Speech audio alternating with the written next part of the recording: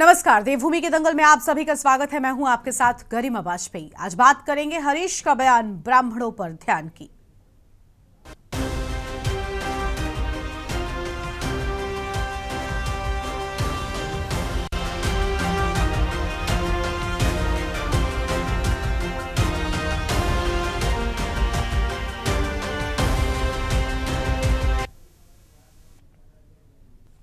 वापस से अपने कार्यक्रम का रुख कर लेते हैं। आपको बता दें कि बीते दिनों कांग्रेस के वरिष्ठ नेता और पूर्व मुख्यमंत्री हरीश रावत के एक बयान ने काफी सुर्खियां बटोरी, जिसमें उन्होंने उत्तराखंड में नेतृत्व ब्राह्मणों के हाथों में देने की बात कही थी। हरीश रावत के बयान के प्रदेश में कई तरह के मायने निकाले जा रहे हैं। एक तरफ भाजपा में ब्राह्मण समुदाय से आने वाले कई चेहरों की हो रही नजरअंदाजी पर तंज कस रहे थे, तो वहीं दूसरी ओर कांग्रेस में नेतृत्व दिए जाने को लेकर उनका यह इशारा काफी महत्वपूर्ण माना जा रहा था। कई लोगों ने कहा कि हरीश रावत उत्तराखंड कांग्रेस में प्रदेश अध्यक्ष की कमान गणेश गोदियाल को थमाना चाहते हैं। साथ ही कांग्रेस में हुए बड़े परिवर्तन में इसका असर देखने को भी मिला। यही वजह है कि वो एक तीर से कई निशाने साध रहे हैं। हरीश रावत के बयान के बाद कई तरह की चर्चाएं उत्तराखंड के सियासी गलियारों में तैर रही हैं।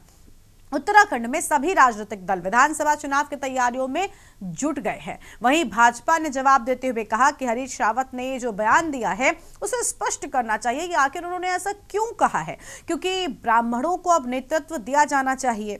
हरीश रावत के आलोचकों ने उन पर जातिवाद फैलाने का भी आरोप लगा दिया, जिस पर हरीश रावत का जवाब भी आया। दरअसल हाल ही में राज्य स्थापना दिवस के मौके पर चल रहे एक सामाजिक कार्यक्रम के दौरान हरीश रावत और विनोद चमोली एक ही मंच पर थे। इस दौरान भाजपा नेता विनोद चमोली ने अपनी कोई बात रखी, जिसके बाद हरीश रावत ने कहा कि वो विनोद चमोली को शुरू से ही बेहद योग्य समझते हैं। उनकी पार्टी भाजपा में उन्हें नजरअंदाज किया जा रहा है। वहीं मौजूदा कांग्रेस से भाजपा में गए किशोर उपाध्याय बीच में बोल पड़े कि आप भाजपा में फूट डालने की कोशिश ना करें, जिस पर हरीश रावत ने कहा कि वो किशोर उपाध्याय को भी बहुत योग्य समझते हैं। इस तरह से कार्यक्रम में कुछ देर के लिए खूब हंसी ठिठोली हुई। कार्यक्रम के बाद हरीश रावत से ब्राह्मणों के समर्थन के संबंध में सवाल किया गया, जिससे हरीश रावत के बयान पर राजनीति में जोर पकड़ लिया है। आज इसी बयान को लेकर होगी विस्तार से बातचीत। खास मेहमान भी हमारे साथ में होंगे, लेकिन उससे पहले आपको एक रिपोर्ट दिखाते हैं। पिछले कुछ दिनों से हरीश रावत ब्राह्मणों के प्रति अपने प्रेम और समर्पण को दिखा रहे हैं। इसी कड़ी को आगे बढ़ाते हुए हरीश रावत ने कहा कि सनातन धर्म, ब्राह्मण और कांग्रेस तीनों का स्वभाव एक तरह है और ये तीनों सामान्यवादी और उदार हैं। आगे हरीश रावत ने ये भी कहा कि जब से ब्राह्मण कांग्रेस से अलग हुए हैं, तब से देश में असहिष्णुता बढ़ गई है, कांग्रेस भी कमजोर हो गई है। वहीं जो ब्राह्मण कल तक दिया करते थे, आज वो मांगने वाला बन गया है। हरीश रावत के बयान पर भाजपा प्रदेश अध्यक्ष ने जवाब देते हुए कहा कि प्रदेश कांग्रेस को ब्राह्मण नेता द्वारा नेतृत्व मिलना अच्छी बात है। साथ ही इस फैसले के बाद कांग्रेस 2027 के चुनावों में निश्चित ही निखर कर सामने आएगी। वहीं हरीश रावत के इस बयान को भाजपा प्रदेश अध्यक्ष ने जातिवाद आधार पर राजनीति करना कहा है। उन्होंने कहा कि जाति के आधार पर संगठन की रचना करना राज्य के हित में नहीं है। कांग्रेस धर्म की राजनीति करती है, तो वहीं भाजपा इस धारणा से बिल्कुल अलग काम करती आई है। कांग्रेस के द्वारा जो निर्णय लिए गए हैं उसमें हरीश रावत की बिल्कुल भी नहीं चली, जो पूरे प्रदेश की जनता जानती है। सनातन धर्म, ब्राह्मण और कांग्रेस तीनों का स्वभाव एक समान है। ये तीनों समन्वयवादी हैं, ये तीनों उदार हैं, ये तीनों सहिष्णु हैं। और दूसरी बात ये निकल गई, जरा बात आगे चलते चलते मैंने कहा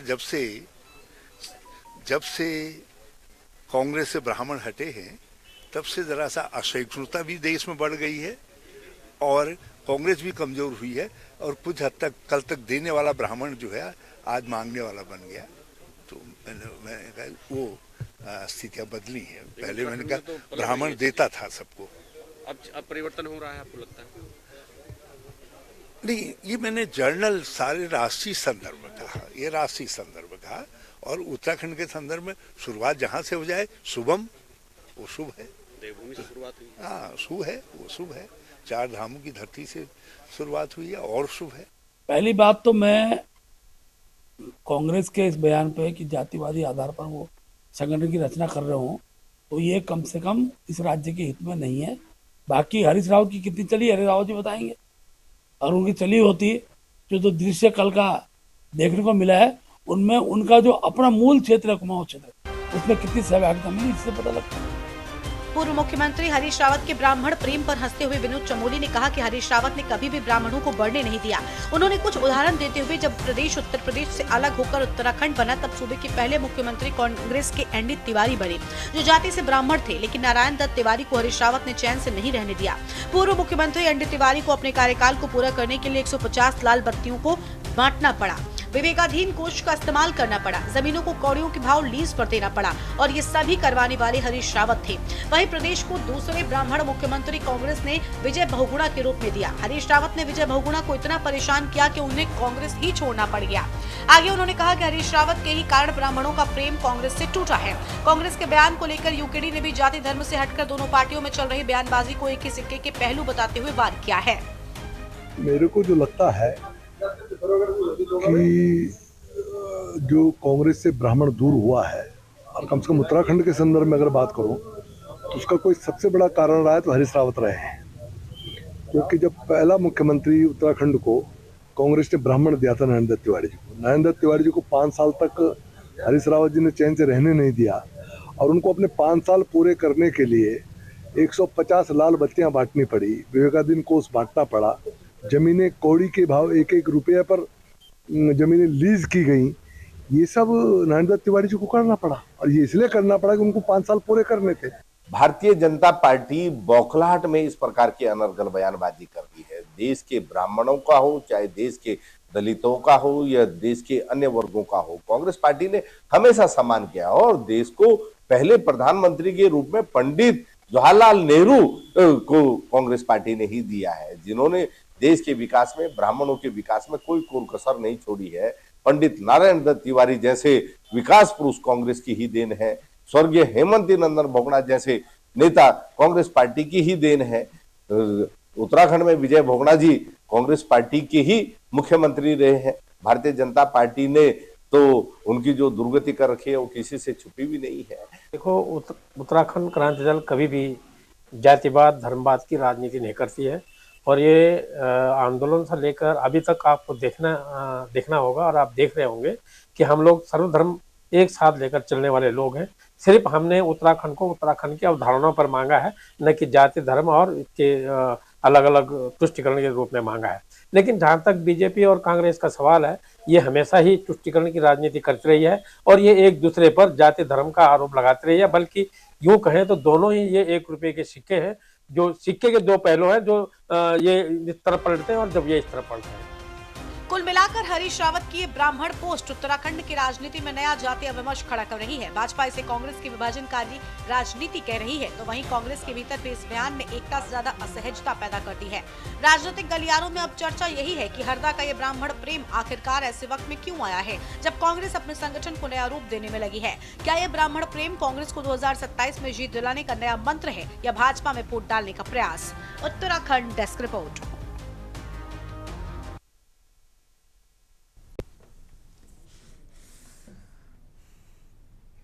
और इसी मुद्दे पर आज करेंगे विस्तार से चर्चा। खास मेहमान हमारे साथ में जुड़ चुके हैं राजेश्वर पैनली, प्रदेश प्रवक्ता भारतीय जनता पार्टी, और देवचंद उत्तराखंडी जी, केंद्रीय महामंत्री उत्तराखंड क्रांति दल की ओर से, रिटायर्ड कर्नल कैलाश देवरानी अध्यक्ष यूएसएसएम की ओर से, और कुलदीप राणा जी हमारे साथ में वरिष्ठ पत्रकार हैं। सभी मेहमानों का बहुत बहुत स्वागत है। फिलहाल कांग्रेस पार्टी के प्रवक्ता अभी नहीं जुड़ पाए हैं, थोड़ी ही देर में हमारे साथ में जरूर जुड़ेंगे, लेकिन राजेश्वर जी का पहले रुख कर लेते हैं। राजेश्वर जी, आखिर क्या मायने रखता है हरीश रावत का यह बयान? क्या उन्होंने अपनी पार्टी में ब्राह्मणों के नजरअंदाज किए जाने का मुद्दा उठाया या भारतीय जनता पार्टी में फूट डालने की कोशिश की?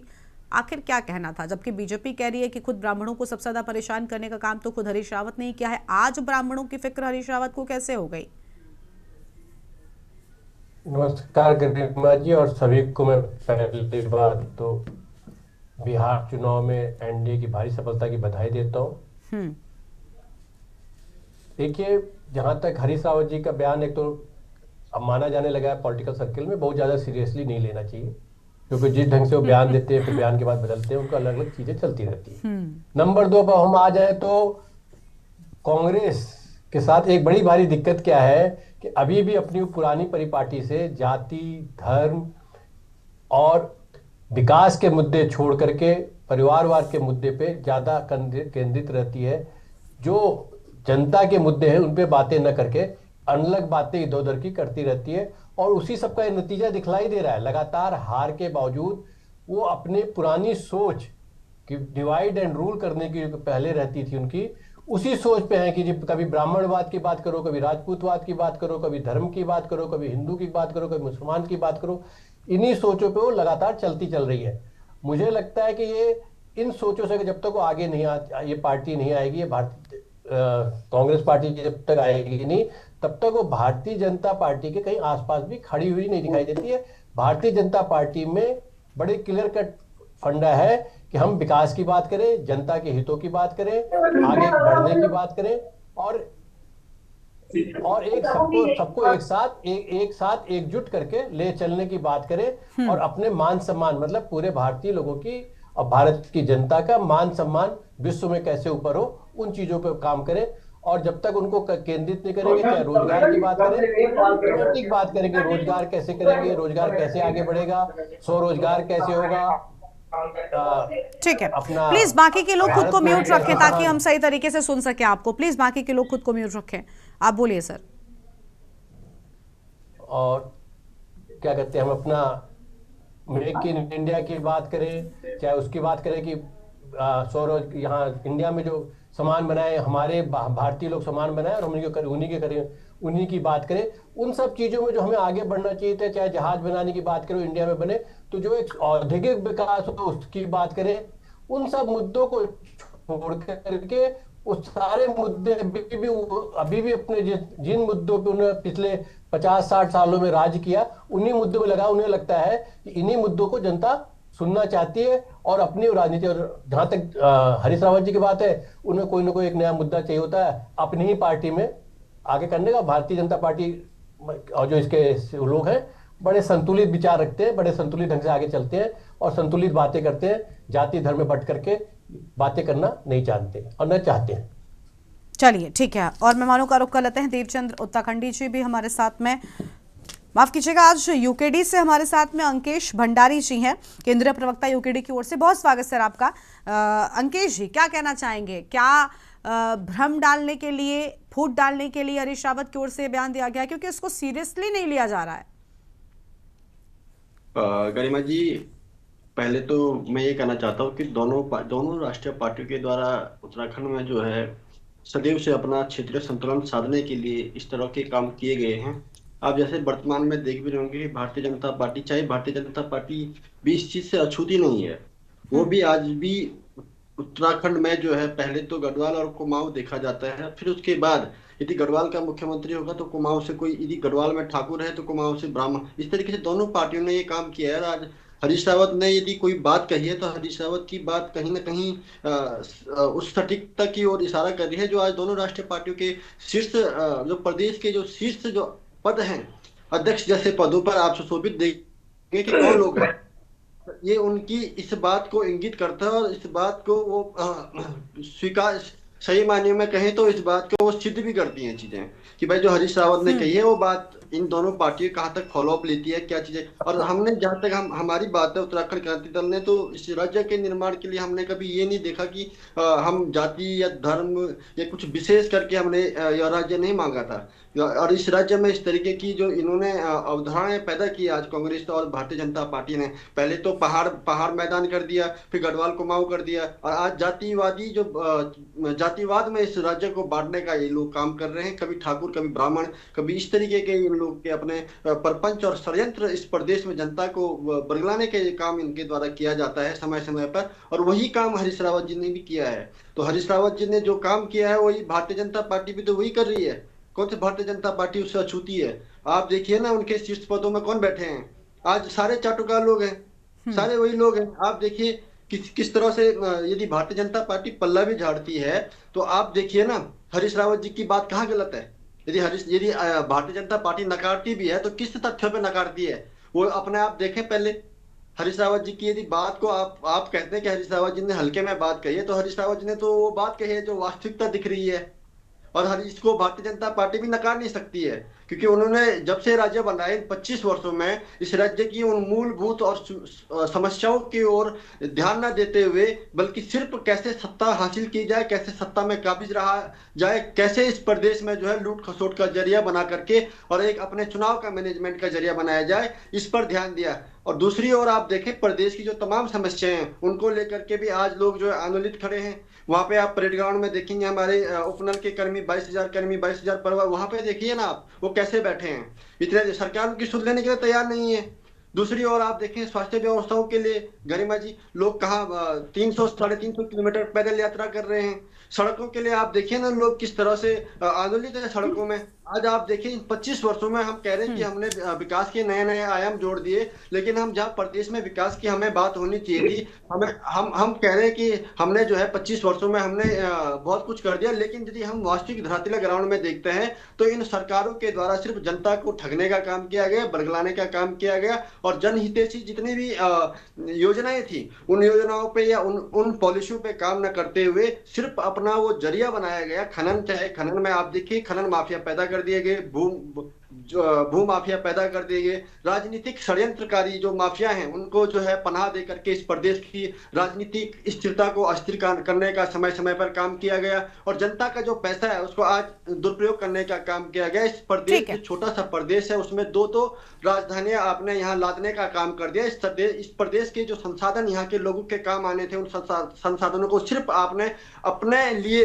व्यक्तिगत रूप से उसको खर्च करने का काम किया। पिकनिक स्पॉटों को जो आपने बढ़ावा देने का काम किया इस प्रदेश में, आज भारतीय जनता पार्टी ने तो खुलेआम लूट मचा रखी है। मैं तो ये कहना चाहता हूं आपसे, और सीधे मैं 27 में यदि उत्तराखंड क्रांति दल की सरकार आती है तो हम ये जो 2 राजधानियां इनकी चल रही है, आज ग्रीष्मकालीन राजधानी और देहरादून में आपने अस्थायी राजधानी बना रखी है, 2 राजधानियों का आपने प्रदेश में बोझ दे रखा है। हम इसको भी समाप्त करेंगे पहले कैबिनेट में, और 20 दिन के अंदर अंदर हम इसको अस्थायी राजधानी बनाने का काम भी करेंगे, और साथ ही साथ शिक्षा। चलिए ठीक है, अभी यूकेडी का सम्मेलन भी हुआ है, ठीक है, यूकेडी ने अपनी बात रख दी। चलिए और मेहमानों का भी रुख कर लेते हैं। कैलाश देवरानी जी हमारे साथ में है, अध्यक्ष हैं यूएसएसएम की ओर से, बहुत स्वागत सर आपका भी। कैलाश जी आप क्या कहना चाहेंगे, क्योंकि हरीश रावत के इस बयान के बाद तूफान सियासी गलियारों में देखने को मिल रहा है, क्या कोई असर डालेगा अभी वर्तमान में, क्योंकि 27 की तैयारियां शुरू हो चुकी हैं, सभी दल उसमें लग चुके हैं, लेकिन क्या ये जातिगत बयान जो है कोई बड़ा असर डालेंगे वाकई, क्योंकि हरीश रावत जब चुनाव आता है तो एक्टिव हो जाते हैं,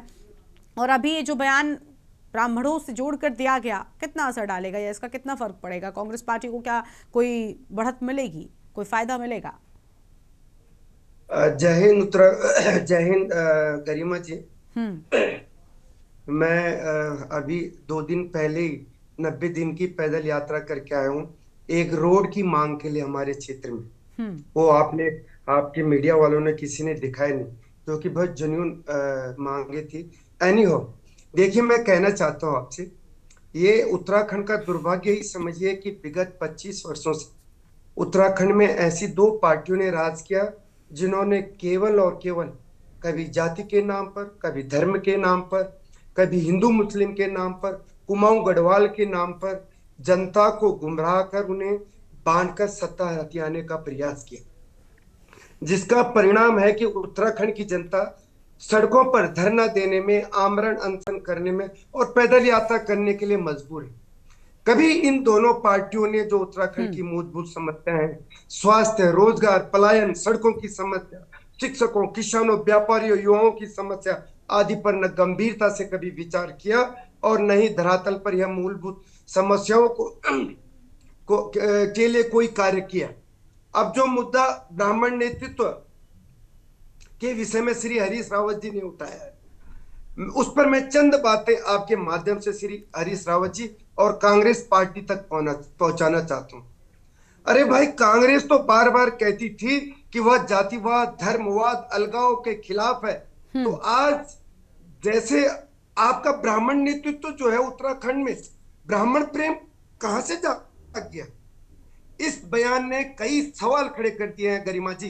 क्या कांग्रेस भी बीजेपी की तरह जातिवाद का खेल रही है? क्या वाकई उत्तराखंड की राजनीति जातीय समीकरणों के सहारे चल रही है, या फिर यह महज राजनीतिक मजबूरी है? सबसे बड़ा सवाल है, जब उत्तराखंड में बेरोजगारी, पेपर लीक, सड़क, स्वास्थ्य, शिक्षा की बदहाली जैसी गंभीर एवं सबसे बड़ी समस्याएं हैं, तो फिर दोनों राष्ट्रीय पार्टियां अचानक ब्राह्मण नेतृत्व, ब्राह्मण सम्मान, ब्राह्मण उपेक्षा जैसे मुद्दे पर क्यों कूद पड़ी? कांग्रेस हरीश रावत के बयान को योग्यता बताती है, बीजेपी से जातिवाद बताती है, लेकिन दोनों दलों ने पिछले 25 सालों में ब्राह्मणों समेत किसी भी वर्ग के लिए क्या किया? हरीश रावत जी ने, यह नेतृत्व की बात है या टिकट वितरण की? मैं हरीश रावत जी से पूछना चाहता हूं कि ये नेतृत्व की आप बात करते हैं, टिकट वितरण की पॉलिटिक्स करते हैं? कांग्रेस बार बार कहती है कि वह जातिवाद के खिलाफ है, लेकिन वही कांग्रेस आज ब्राह्मण नेतृत्व को स्थापित करने की बात कर रही है। क्या यह सिर्फ इसलिए कि चुनाव सिर पर खड़े हैं, या इसलिए कि कांग्रेस को लगता है कि बीजेपी के नाराज वोटर, ब्राह्मण वोटर जो है, उन पे कब्जा किया जा सके? श्री गणेश गोदियाल जी को मैं, जो कांग्रेस पार्टी के अध्यक्ष चुने गए हैं, मैं उनका बहुत ससम्मान स्वागत करता हूं। वह एक योग्य व्यक्ति हैं एवं सच्चे पहाड़ी नेता है। पर यह जो सिलेक्शन हुआ है, क्या योग्यता या राजनीतिक प्रयोग है? क्या यह वही कांग्रेस नहीं जिसने बीते चुनाव में ब्राह्मण चेहरों को पीछे कर दिया था? रही बात बीजेपी की, मैं आपसे प्रश्न पूछना चाहता हूं, आप जो पूरे साल जाति कार्ड खेलते हैं और जब अचानक यह नैतिकता, अब आप बोल रहे हैं कि ये जातिवाद हरीश रावत जी कर रहे हैं, तो ये नैतिकता आपके पास कहां से आ गई? बीजेपी आज हरीश रावत को जातिवाद का आरोपी कैसे बता रही है? क्या ये वही बीजेपी नहीं है जो कुमाऊं गढ़वाल, ठाकुर ब्राह्मण संतुलन की राजनीति हर चुनाव में खेलती है? कभी गढ़वाल के नेता को आगे, कभी कुमाऊं, कभी पंडित उपेक्षित, कभी राजपूत उपेक्षित। ये सारा नैरेटिव कौन चलाता है? ब्राह्मण समाज की उपेक्षा की बात बीजेपी वाले करते हैं, पर 7-8 नेताओं को लगातार किनारे किसने किया? बरसों से टिकट कट रहे हैं, किनका कट रहा है? दोनों पार्टियों से मैं पूछना चाहता हूं, क्या अब उत्तराखंड की राजनीति सिर्फ जातियों के ठेकेदारों के भरोसे चलेगी? दोनों दल वोट बैंक की राजनीति कर रहे हैं। कांग्रेस ब्राह्मण नेतृत्व बोलकर, बीजेपी ब्राह्मण उपेक्षित बोलकर, और व्यावहारिक रूप में दोनों ने इस वर्ग को सिर्फ वोट बैंक की तरह इस्तेमाल किया है। उत्तराखंड की जनता आपसे पूछ रही है, रोड, अस्पताल, स्कूल, रोजगार, इन पर आप कब बात करोगे? या सिर्फ ब्राह्मण, राजपूत, दलित, ओबीसी का नाम लेते रहिए और चुनाव जीतते रहिए? देखिए, हरीश रावत जी का बयान बीजेपी में फूट डालने की कोशिश या कांग्रेस में खुद की प्रासंगिकता बचाने की चाल है, इस पर जनता को सोचना होगा। या तो वही हरीश रावत हैं जो पार्टी के भीतर अध्यक्ष हटाने, अध्यक्ष बनाने, सीएम चेहरा तय करने आदि सब में अपनी दखल देते रहे। क्या यह बयान भी उसी पावर पॉलिटिक्स का हिस्सा है? चलिए ठीक है सर, लौटेंगे आपके पास में। कुलदीप राणा जी हमारे साथ में लगातार बने हुए, उनके साथ में भी अपनी चर्चा को हम आगे बढ़ाएंगे, लेकिन उससे पहले देवभूमि के दंगल में वक्त हो रहा है एक छोटे से ब्रेक का। कहीं मत जाएगा, फौरन हाजिर होंगे। आप देख रहे हैं के न्यूज, खबरों का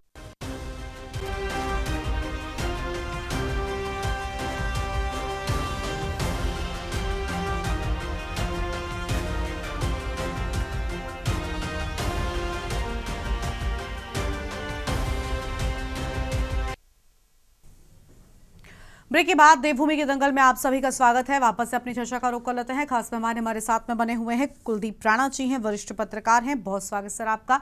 कुलदीप जी, क्या कहना चाहेंगे? क्या जातिगत राजनीति एक बार फिर से शुरू हो चुकी है, और हरीश रावत का ब्राह्मणों की फिक्र करना अचानक से कैसे आ गया? क्योंकि जो आरोप बीजेपी लगा रही है, अगर उनको ये सही मान लिया जाए या कुछ देर के लिए ये मान लिया जाए, और फिर उसमें मान भी क्यों लिया जाए, मुझे लगता है काफी हद तक उन्होंने ये काम किया है। चाहे एनडी तिवारी की सरकार की बात हो या उसके बाद आगे और भी नाम हमने अपनी रिपोर्ट में दिखाए। तो ये अचानक से ब्राह्मणों की फिक्र हरीश रावत को क्यों हो गई? क्या 27 से पहले का ये वक्त है इसीलिए?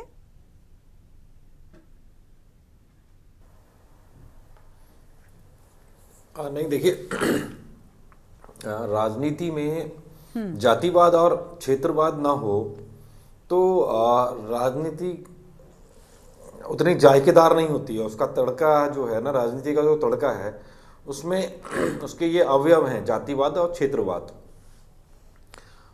चाहे देश के किसी भी राज्य को देख लीजिए आप, और अगर हम उत्तराखंड के संदर्भ में जब बात करते हैं तो उत्तराखंड भी इससे अछूता नहीं है।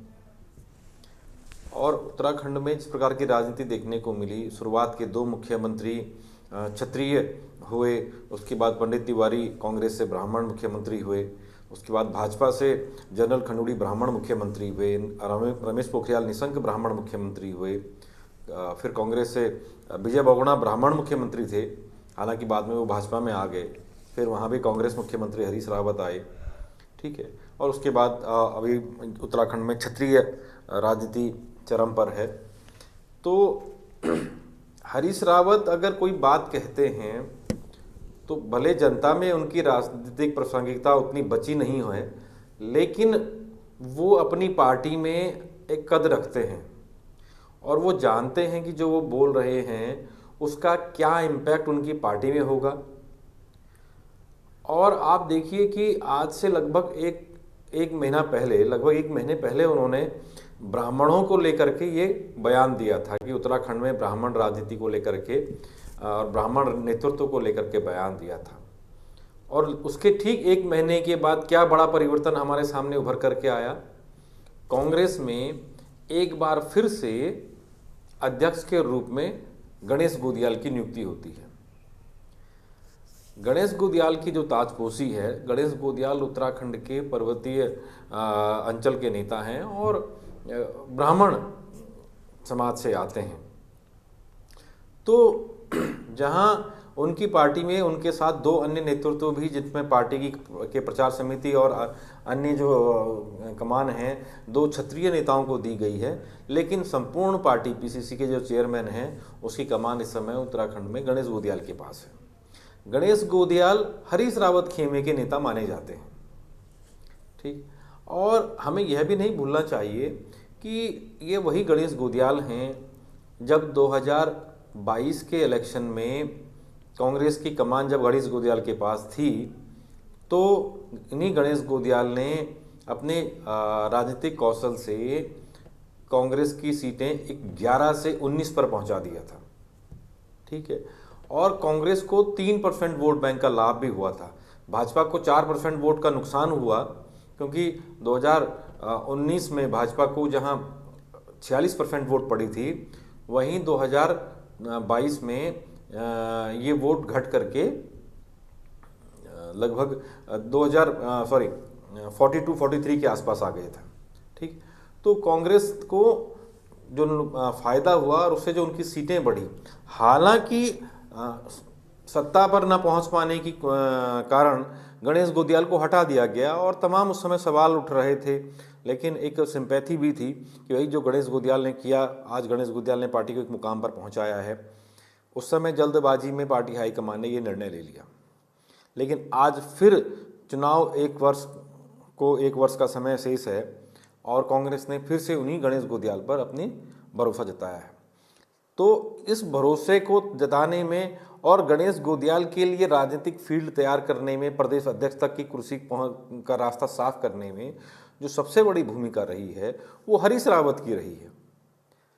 और हरीश रावत का जो दिया हुआ बयान है, आज उसकी प्रासंगिकता समझ में आ रही है कि उन्होंने ये बयान एक महीने पहले क्यों दिया। क्योंकि इसी बयान के सहारे उन्होंने पार्टी के भीतर वो अपनी राजनीतिक बिसात पे चालें चलना शुरू किया और आज उनका एक मोहरा या उनका जो एक कार्यकर्ता है उनके गुट का, वो पार्टी का प्रदेश अध्यक्ष बना है, ठीक है। ऐसा नहीं है कि उत्तराखंड में जातिगत राजनीति नहीं रही है। कोटद्वार इसका बड़ा प्रत्यक्ष उदाहरण है। 2012 के इलेक्शन में कोटद्वार से जनरल खनूड़ी को हार का सामना करना पड़ा था। सिटिंग चीफ मिनिस्टर थे। ठाकुर बाहुल्य सीट कोटद्वार ने ब्राह्मण नेता को स्वीकार नहीं किया। हालांकि उसके बाद अभी उनकी बेटी जो उत्तराखंड की स्पीकर भी हैं विधानसभा की, वो वहीं से चुनाव जीती हैं, लेकिन उनको वहाँ से चुनाव जीतने में फिर एक और क्षत्रिय नेता जो उत्तर प्रदेश के वर्तमान मुख्यमंत्री हैं योगी आदित्यनाथ, उनकी बड़ी भूमिका रही। उनकी रैलियों से और उनके चुनावी कार्यक्रमों ने कोटद्वार का पूरा चुनाव पलट के रख दिया था। तो ये सारी चीज़ें हैं। पौड़ी लोकसभा में ठाकुर ब्राह्मण राजनीति को लेकर के हमेशा बातें उठती रही हैं।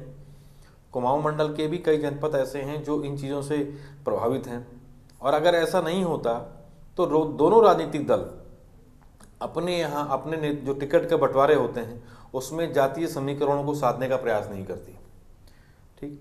तो मैंने आपसे पहले भी कहा कि जैसे राजनीति में ये जो जातियां हैं, क्षेत्रीय विषय हैं, ये सारे के सारे उसके अवयव हैं, उस राजनीति के अवयव हैं जो इसको पोषित करते हैं, उसको पुष्ट करते हैं। और हरीश रावत ने वो कर दिखाया। उन्होंने एक बयान दिया, उस बयान से कि सियासी मायने तलाशे जाने लगे। हम लोग उसको कहीं और देख रहे थे, भाजपा कांग्रेस के संदर्भ में देख रहे थे, वहाँ उन्होंने कांग्रेस अपनी चाल से जो है कांग्रेस में एक अपना सिपह सालार नियुक्त करवा दिया अपने खेमे से। तो ये हरीश रावत की राजनीतिक खूबी है, ये उनकी राजनीतिक कुशलता है कि वो जानते हैं, खांटी राजनीतिज्ञ हैं और उत्तराखंड के इस समय सबसे वयोवृद्ध नेताओं में से हैं जो एक्टिव पॉलिटिक्स में हैं, जो अभी भी राजनीति में एक्टिव हैं। तो ये उनकी खूबी है, उन्होंने वो कर दिखाया है। अब देखते हैं कि 2027 के इलेक्शन में गणेश गोदियाल क्या कमाल दिखाते हैं। चलिए, गणेश गोदियाल के हाथों में अब कमान कांग्रेस पार्टी की, लेकिन बड़ी बात यह कि देखिए इसके पहले भी गणेश गोदियाल ने कांग्रेस पार्टी की जिम्मेदारी संभाली है, लेकिन उस दौर में भी कोई बहुत खास बदलाव जो है वो देखने को मिला नहीं था। चलिए खैर, अभी कांग्रेस पार्टी के जब प्रवक्ता हमारे साथ में जुड़ेंगे उनसे इस बात का हम जरूर जवाब लेंगे, लेकिन राजेश्वर पैनलू जी का एक बार फिर से रुख कर लेंगे। राजेश्वर जी, कांग्रेस तैयारी कर रही है, उसकी दिख भी रही है, बयानबाजियां शुरू हो चुकी हैं, जातिगत और क्षेत्रीय समीकरणों को साधने का प्रयास भी अभी से शुरू हो चुका है। बीजेपी इसके लिए कितना तैयार है? देखिए, कांग्रेस के साथ दिक्कत क्या है, चाहे कोई भी चीज हो, बयानबाजियां ज्यादा होती है, हवाई ज्यादा उड़ती है, जमीन पे कोई काम नहीं होता है, अपनी ही पार्टी को डरा धमका के रखा जाता है और अपनी ही पार्टी में एक तरीके से कहीं ना कहीं ऐसा समा बांध दिया जाता है कि कुछ नेताओं को इर्द गिर्द पूरी पार्टी घूमना शुरू कर देती है, जबकि होना किसी भी राजनीतिक पार्टी को ये चाहिए था कि जनता के इर्द गिर्द घूमे, उनकी समस्याएं समझे, उनकी चीजों को आगे बढ़ाए, उनको मेन फ्रेम में लेकर के आए। लेकिन यहाँ तो नेताओं की पार्टी है, कांग्रेस नेताओं की पार्टी है और नेताओं में आपस में झगड़े चलते हैं, उसका जनता से कोई सरोकार नहीं। और जिस ढंग की बयानबाजियां हो रही हैं, उनकी सिर्फ अपनी अपनी राजनीति चमकाने के अलावा कोई जमीनी धरातल काम नहीं। और अपनी पार्टी का बात है, उससे भारतीय जनता पार्टी को नहीं, भारतीय जनता पार्टी संगठित पार्टी है और ये सब लोग नोन है, सब लोगों को ये पता है बातें कि जमीनी स्तर पे काम करती है, जमीन से लग करके काम करती है, सिर्फ चैनल पे आकर के भाषण दे करके काम नहीं करती या सगुफा छोड़ करके काम नहीं करती कि आए और सगुफा छोड़ा और चले गए कि ये होना चाहिए, ये होना चाहिए। और भारतीय जनता पार्टी में ऐसा भी कोई नहीं है कि नेतृत्व तो किसी के दबाव में आता है। नेतृत्व तो जो एक्चुअल फीडबैक जमीन से आता है उन चीजों पे काम करता है और फीडबैक जनता का फीडबैक लेता है और कार्यकर्ताओं का फीडबैक लेता है कि न कि ऊपर जो तथाकथित नेता हैं उनका फीडबैक, जिनकी नीचे खुद की जमीन नहीं है, कई बार चुनाव हार चुके हैं और चुनाव जीतने की कोई संभावना आज आसपास नहीं दिखती, उनके फीडबैक से काम नहीं करती, जनता के फीडबैक से काम करती है। और इसी का कारण है कि हम इतनी अच्छे मार्जिन से जीतते हैं। चाहे मध्य प्रदेश की बात कर लीजिए, चाहे बिहार में भी जो हवाई बना रखी थी, जो लगातार सोशल मीडिया में चल रहा था, दूसरे मीडियाज में चल रहा था कि ये हो गया वो हो गया, क्योंकि पार्टी पूरी तरीके से जमीन पे काम कर रही थी और उसको पता था कि वोट कहां से आ रहे हैं, कितने आ रहे हैं, और जनता का उनके प्रति विश्वास था। सिर्फ ये विश्वास नहीं था कि उन्होंने काम करके दिखलाया हुआ काम है, उन कामों पे जनता का एक खासियत होती है कि जनता बहुत जल्दी रिएक्ट नहीं करती और बहुत ज्यादा पब्लिकली रिएक्ट नहीं करती। नेता तो रिएक्ट करते हैं, आम जनता रिएक्ट नहीं करती। आम जनता वोट के थ्रू बताती है और वोट हमारे पक्ष में आते हैं और आगे भी देखेगा। अभी आप देखते तो रहिए, अभी आने तो दीजिए 2027 तक तो कितना इनके यहाँ इन्हीं के गठबंधन में कितना इन्हीं के अपने झगड़े कितने शुरू हो जाते हैं और हम कितनी जगह से जीत के आते हैं। चलिए ठीक है, कांग्रेस पार्टी के अभी प्रवक्ता नहीं है, लेकिन बाकी के विपक्षी दल, कम से कम आपने यूएसएसएम और यूकेडी को तो सुना ही होगा, इनकी ओर से भी अहम बातें कही गई थी। क्या इनकी बातों पर कोई जवाब देना चाहेंगे? नहीं, यूकेडी के देखिए, हम लोग इसलिए बात पे जवाब देना चाहते हैं कि यूकेडी पहले अपनी कुर्सी तो बचा ले, उनकी कुर्सी का पथ संबल का झगड़ा चल रहा है, वो अपनी कुर्सी उनकी नहीं बच रही है, वोट परसेंटेज उनकी कहीं कुछ है नहीं, उनका भी हालत वही जो वहाँ बिहार में स्वराज पार्टी के हाल है। अभी आज ही बैठक हुई है, महिलाओं की ओर से सम्मेलन हुआ है यूकेडी में कि भाई राष्ट्रीय पार्टियों को प्रदेश से भगाने का काम करेंगे, अपील की गई है और संकल्प लिया गया है। वो एक अपील वहां भी चली थी बड़ू जैसे अपीलें चलती है, क्योंकि हवाई नेता है ना, जमीनी नेता नहीं, जमीन पे काम नहीं। और जहां तक इनका जमीन पे काम करने का वो है, वो जनता उनको बकायदे दिखलाते रही कि आपका कोई जमीन पे काम नहीं, हवाई काम चलता रहता है। आप क्योंकि बड़े आराम से बैठ करके दूसरी सीट पे सामने से बैठ के बड़े आराम से मंच पे बैठे हुए आदमी जो मंच पे जो काम कर रहा है, जो सत्ता में रह के काम कर रहा है, उसको आप खरी खोटी सुना सकते हो बिना वो आकलन किए हुए, बिना अपना रोड मैप। सबसे बड़ी दिक्कत क्या होती है, ये सारी पार्टियां, चाहे कांग्रेस है, चाहे यूकेडी है, चाहे दूसरी पार्टियां हैं, अपना कोई होमवर्क नहीं होता है। इन्हें ये नहीं पता होता अगर ये सत्ता में आ जाएंगे तो करेंगे कैसे और काम कैसे करेंगे, उसका क्या होमवर्क किया। एक माना जाता है ना ब्रिटिश में क्या होता है कि ब्रिटेन में क्या होता है कि आप जो दूसरी पार्टी भी है, जो सत्ता के बाहर भी पार्टी हो, छाया मंत्रिमंडल बनाती है कि अगर हमारी सत्ता आएगी तो हमारे ये आदमी ये काम करेंगे, इसको काम करने का ये तरीका। ये आज तक इन्होंने कभी सीखा ही नहीं, क्योंकि इन्होंने काम करना नहीं सीखा। इन्होंने ये सीखा है कि बाय द वे बिल्ली के भाग से छीका फूट जाएगा तो हम भी मलाई खा लेंगे। उससे अलावा इनका कभी कोई नहीं हुआ कि छीका तोड़ना कैसे है, चढ़ना कैसे है। ठीक है, अब इस पर हम अंकेश जी से जवाब ले लेंगे। अंकेश जी से अभी हम जवाब ले लेते हैं। अंकेश जी क्या कहना चाहेंगे सर? मैं पहले तो अपने मित्र पहले जी को कहना चाहूंगा कि आप गलत फहमी में जी रहे हैं, और 27 में निश्चित रूप से जो आपका ये जो अहंकार है, जो आपका अहंकार बोल रहा है, और ये अहंकार आपका रसातल में जाएगा। ये मैं निश्चित रूप से कह रहा हूँ। जिस तरह से अभी उत्तराखंड क्रांति दल एक मजबूत संगठन के तौर पर जमीनी स्तर पर लोगों की जन समस्याओं को लेकर के तत्परता के साथ खड़ा है। आपने देखा होगा, चाहे पिलखी में हो, चाहे आपका घनसाली में हो, चंबा में हो, चौखुटिया में हो, और आने वाले समय में आज कल परसों में हमारा उत्तरकाशी में भी एक जन आंदोलन शुरू होने वाला है। और ऐसे ही लगातार हम जनता के बीच में उन तमाम जन मुद्दों को लेकर के, जिसकी हमारे राजनीतिक मित्र पैनल जी अभी बोल रहे थे थोड़ा देर पहले, मैं इनको बताना चाहता हूँ कि आज ये जी सोशल मीडिया या फिर अन्य प्लेटफॉर्म में देख रहे होंगे आप, तो किस तरह से उत्तराखंड क्रांति दल का एक जो संगठनिक ढांचा आप देख रहे होंगे, किस तरह से लोगों के बीच एक जो लोगों का एक प्रेम है उस पार्टी के प्रति, जिस पार्टी ने यह राज्य बनाया। भले आज जो है कि जो विरोध कर रहे थे, उस जो जिस राज्य बनाने के लिए उस समय विरोध कर रहे थे, वो लोग आज भले सत्ता का सुख वो लोग भोग रहे हैं, लेकिन जनता भी जानती है यदि यूकेडी उत्तराखंड क्रांति दल सत्ता में आएगी तो निश्चित रूप से उन तमाम जो समस्याएं हैं उसको लेकर के उसके पास रोड मैप है। तभी इस राज्य की अवधारणा उस पार्टी ने रखी थी। जब उसके पास रोड मैप नहीं होता तो क्यों वो इस राज्य की अवधारणा रखती? आप तो विरोध कर रहे थे, आप तो उस समय विरोध कर रहे थे, चाहे कांग्रेस है चाहे भारतीय जनता पार्टी है, दोनों खुले रूप से विरोध कर रहे थे। लेकिन उत्तराखंड क्रांति दल ने 1979 से लेकर के और 2000 तक जो लड़ाई लड़ी, और जो उसके बाद जब राज्य मिला उसके पास तो पहले से रोड मैप है। चाहे वो आपका अस्थायी राजधानी गैरसैंण हो, जिसको हमने चंद्रनगर नाम दिया था, वहां पे आज भी हमारे पास उसका स्पष्ट रोड मैप है। हमने तो ये जो आज इन्होंने 13 जिले बनाए, हमारे पास तो 23 जिलों का रोड मैप है। हमने तो विकास खंडों की भी संख्या बढ़ाने की बात कही थी, ताकि छोटे छोटे जो पहाड़ी जो जिले जो हमारे मित्र कह रहे हैं कि इनके पास रोड मैप नहीं, हमें तो ये कभी आए तो सही, हम इनको वृहद रूप से बताएंगे। और आप बैठे हैं हमारे साथ, हम बताएंगे कि कैसे हमने इस उत्तराखंड की जब अवधारणा रखी थी, हमने कैसे इसकी विकास की परिकल्पना की थी। जो हमारे लोग जो शहीद हुए उन्होंने किस तरह के सपने इस राज्य के लिए देखे थे। लेकिन आज तुम जैसे जो राष्ट्रीय पार्टियां जो दिल्ली से संचालित पार्टियां हैं, जिनके आका दिल्ली में बैठे हुए हैं, यहाँ सिर्फ रिमोट कंट्रोल से ये सरकार चल रही है, और दिल्ली के इशारों पर आज इस राज्य की जो रीति नीति और इसकी जो आप कह सके विकास की जो नीति नियतक निर्धारक हैं वो दिल्ली में बैठे हुए हैं, उनके पथ पर ये पार्टी चल रही है। आप बताइए, दिल्ली से यदि कोई विकास की नीति बनेगी तो पहाड़ों पर कैसे चलेगी? आप सिर्फ इन 2-3 जिलों में सड़कों का जाल बना करके या इस तरह से वो करके आप इनको विकास कहते हैं, तो ऐसा विकास हमें नहीं चाहिए। इस तरह का विकास हमें आज पर्वतीय अंचलों में आप उसका जवाब दीजिए ना। आज उत्तराखंड राज्य जो है बेरोजगारी दर में प्रथम है। आपके केंद्रीय जो सरकार है उसका सर्वे है, उत्तराखंड में बेरोजगारी दर में प्रथम स्थान प्राप्त कर दिया। इसमें आप बताइए ना, कहाँ है आपका रोजगार? पलायन की नीति, पलायन आयोग आपने बनाया, लेकिन वो पलायन आयोग स्वयं पलायन हो गया, पौड़ी से देहरादून पहुंच चुका है। उसके लिए आप क्यों नहीं बात करते हैं? आप शिक्षा को लेकर क्यों नहीं बात करते हैं? आप स्वास्थ्य को लेकर क्यों नहीं बात करते हैं? आप उन बेसिक मुद्दों को लेकर क्यों नहीं बात करते हैं? आप सिर्फ बात करेंगे जातिवाद, क्षेत्रवाद, और यही आपका अपना जो राजनीतिक जो साँचे में आपको बैठता है कि सत्ता में हम कैसे विराजमान हो, कैसे हम सत्ता को हत्याएं, उसके लिए आप इस तरह की कूटनीति रचित करेंगे और आप सिर्फ वही तक सीमित है कि हमें सिर्फ सत्ता हथियानी है इस प्रदेश की और हमें इस प्रदेश को जो है लूट खसोट का अड्डा बनाना है।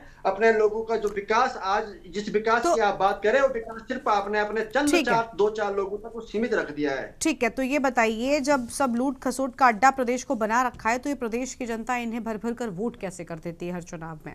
चलिए, यूकेडी तो हर बार के चुनावों में नतीजों से पहले या जहां पर भी आप स्टैंड करते हैं ये कह देते हैं हमारे पास रिसोर्सेज की कमी है, लेकिन एक ही रोना कब तक रोया जाएगा? इस बार मैं निश्चित रूप से आपसे कह रहा हूं कि इस बार उत्तराखंड क्रांति दल सत्ता में भी आएगी और जो भी चीज मैं आपसे कह रहा हूँ ये हम करके भी रहेंगे। इन चीज बुनियादी जो ढांचे बुनियादी सुविधाएं उसको लेकर भी हम काम करेंगे। और उत्तराखंड क्रांति दल में जिस तरीके से लोगों ने पिछले 10 सालों में आप लोग देख लोग पछता रहे ना कि हमने क्षेत्रीय पार्टी को नहीं दिया। क्षेत्रीय पार्टी आज हमारे पास मूल निवास नहीं है, भू कानून नहीं है।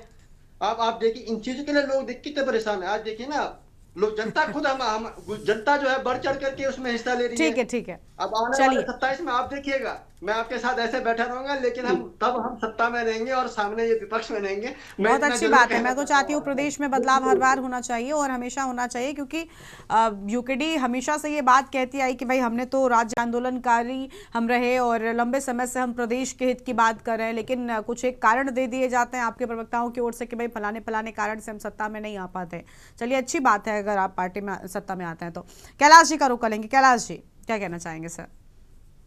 देखिए गरिमा जी, हमारा उद्देश्य खाली सत्ता हासिल करना नहीं है। हमारा उद्देश्य है उत्तराखंड को बचाना और उत्तराखंडियत को बचाना। आप देखिए अभी परेड ग्राउंड में जाइए, वहां हजारों उपनल का जो कर्मचारी हैं धरने पे बैठे हुए।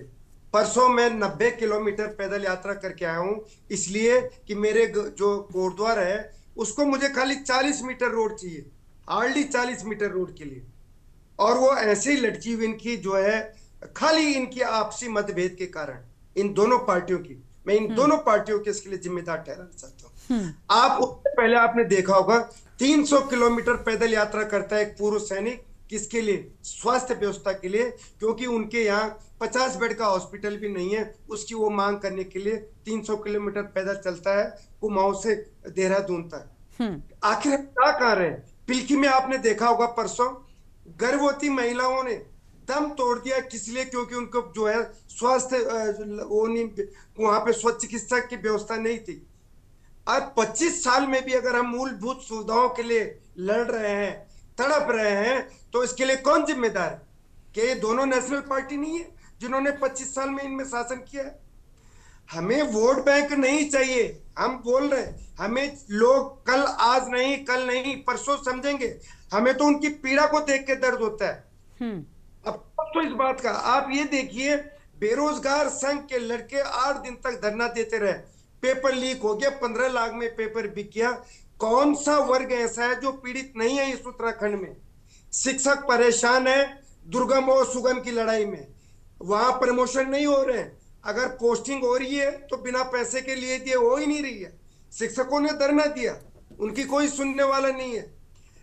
नारी शक्ति परेशान है, उनकी बातें कोई सुनने के लिए तैयार नहीं है। इसके अलावा जितने भी लोग हैं, चाहे वो व्यापारी वर्ग हो, किसान वर्ग हो, कृषि घोटाला हमने उसका पर्दाफाश किया। सैन्य धाम घोटाला, अरे सैन्य धाम तो एक 4 धाम के बाद आप 5वां धाम बोल रहे हैं। कम से कम धाम के नाम पे तो आप घोटाले मत करिए। तो इस तरह की जो भ्रष्टाचार की नीति इन सरकारों की है, तो एक न एक दिन जनता जागेगी गरिमा जी, ऐसे नहीं है। एक न एक बार एक दिन सुबह जरूर आएगा, इस अंधकार से, इस ग्रहण से हमें जरूर निजात मिलेगी। ये दुनिया को भड़का सकते हैं जाति के नाम पे, धर्म के नाम पे, लेकिन एक दिन जरूर जनता जो है उनकी आंखें खुलेगी। चलिए ठीक है, लौटेंगे आपके पास में। कुलदीप जी का एक बार फिर से रुक कर लेते हैं। कुलदीप जी, जनता वाकई जागेगी क्या? क्योंकि जिस तरीके से बीजेपी अभी फिलहाल कुछ चुनावों में परफॉर्म करती आई है उसको देखकर लगता है, और अभी कांग्रेस पार्टी की स्थिति कैसे हम कह दें, क्योंकि बहुत सारे अभी हाल ही के चुनावों में नगर निगम की स्थिति आप देख लीजिए, ऐसा कुछ नहीं गेम चेंजर साबित हो रही हो या एकदम से बड़ी बढ़त के साथ में आगे बढ़ रही हो।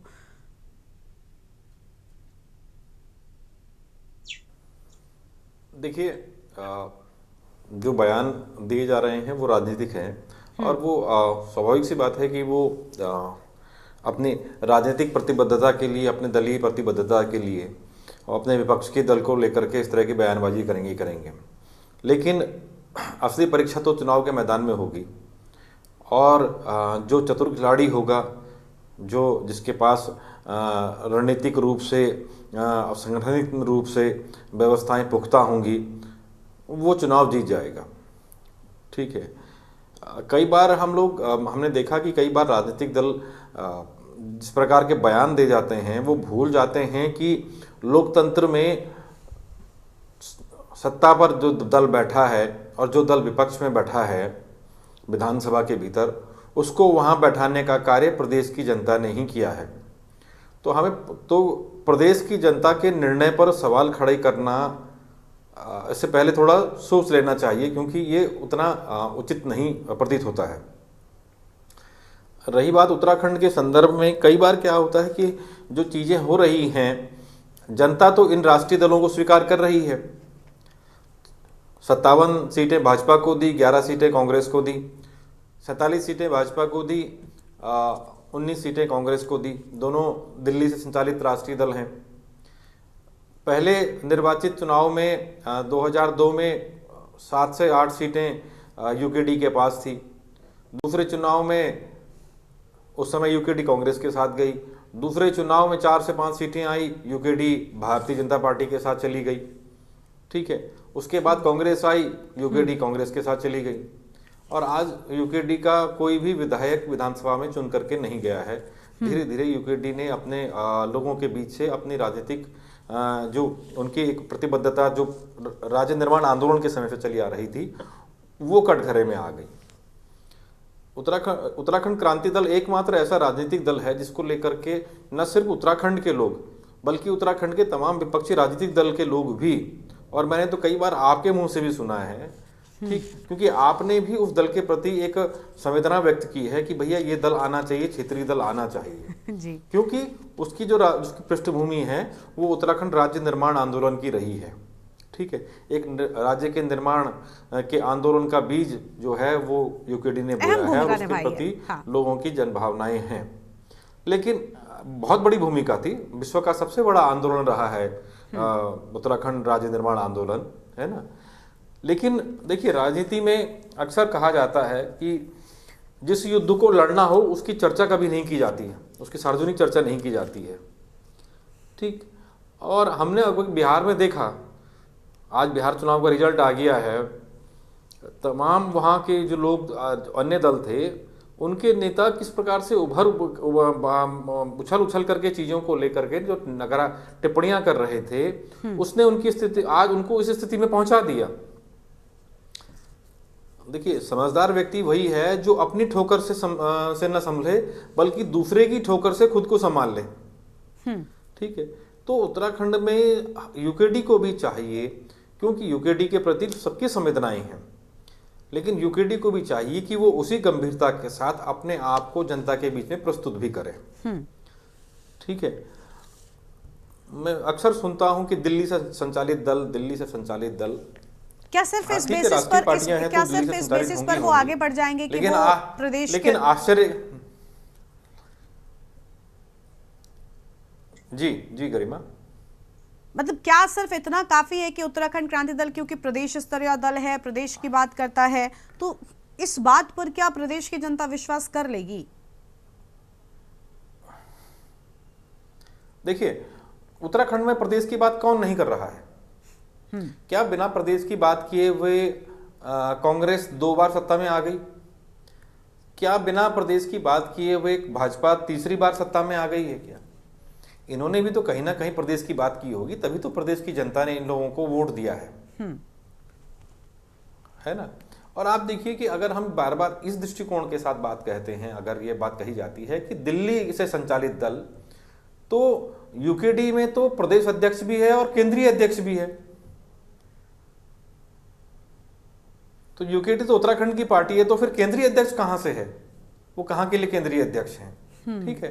तो राजनीति में आपको एक विराट दृष्टिकोण रखना होगा समग्रता के साथ, और तभी आप जब चुनाव में आएंगे आप मुद्दों की गंभीरता के साथ आइए। आप सिर्फ आरोप के साथ मत आइए, मुद्दों की गंभीरता के साथ आइए। और आप देखिए ना कि अगर राजनीतिक में आज जो यूकेडी का राजनीतिक प्रभाव हुआ है, आज जिस तरह से आज यूकेडी विधानसभा में नहीं है, ठीक है, तो कहीं ना कहीं यूकेडी के भीतर की जो आंतरिक राजनीति है वो उसी का तो परिणाम है कि ये चीजें हुई हैं। वरना सबसे बड़ा सवाल तो यूकेडी को खुद अपने से पूछना चाहिए कि जिस आंदोलन को हमने नेतृत्व दिया, जिस आंदोलन के पीछे भाजपा खड़ी थी, जिस आंदोलन के पीछे कांग्रेस खड़ी थी, तमाम राजनीतिक दल खड़े थे, उत्तराखंड राज्य निर्माण का आंदोलन, आज उस आंदोलन से निकली हुई पार्टी के नुमाइंदों को जनता क्यों नहीं स्वीकार कर रही है? कल तक उत्तराखंड आंदोलन में यूकेडी के नेता, मैं खुद आपकी बात में कहूं, हम छोटे थे, स्कूल कॉलेजों में पढ़ते थे, और दिवाकर भट्ट जिन्हें फील्ड मार्शल कहा जाता है, उनकी क्या शानदार जबरदस्त स्पीच हुआ करती थी, खून खौला देती थी स्पीच उस समय उत्तराखंड आंदोलन के दौरान। काशी सिंह एरी उत्तर प्रदेश के समय 4 से 5 बार के विधायक रहे हैं। उत्तर प्रदेश असेंबली में जो व्यक्ति 5 बार विधायक रहा हो और उत्तराखंड में उनको जनता ने नकार दिया हो, ठीक है, तो ये सवाल यूकेडी को कहीं खुद से पूछने चाहिए, जिनके सवाल के जवाब जब तक यूकेडी नहीं तलाशेगी तब तक वो उत्तराखंड के राजनीतिक फलक पर उस तरीके से नहीं आ पाएगी। उसकी ऊर्जा बार बार इसी तरीके से नष्ट हो जाएगी, वो चुनाव में आएगी, अपनी ऊर्जा को व्यक्त करती रहेगी। बिल्कुल। देखिए, बहुत शुक्रिया आप सभी का हमारे साथ जुड़ने के लिए और अहम बातचीत के लिए। वक्त कमी के चलते आज